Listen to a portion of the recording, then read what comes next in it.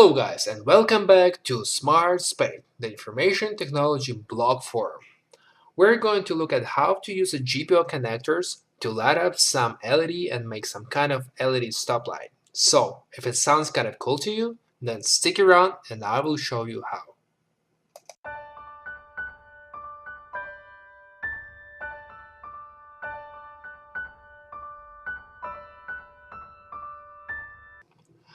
Alright, this is going to be a little bit more an advanced tutorial, but I will try to explain so that even beginners can understand it.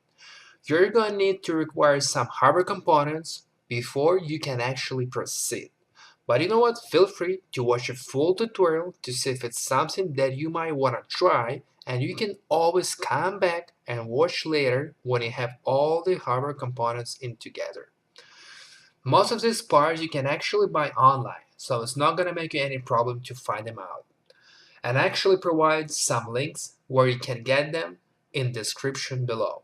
The total cost of all this accessory that you will need should be around $30–40. That's depending where you live.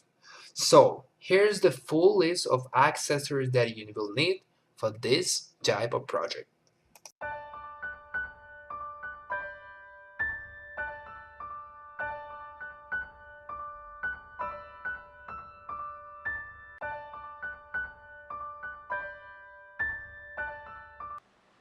Okay guys, so we just hooked it up our Raspberry Pi to full board size breadboard.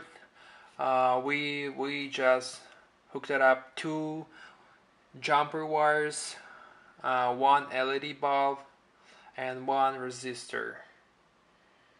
The Raspberry Pi on. All configuration is ready to go on. This is just a preview how it should be looks like from your side. Okay, go ahead, start your Pi and start the login.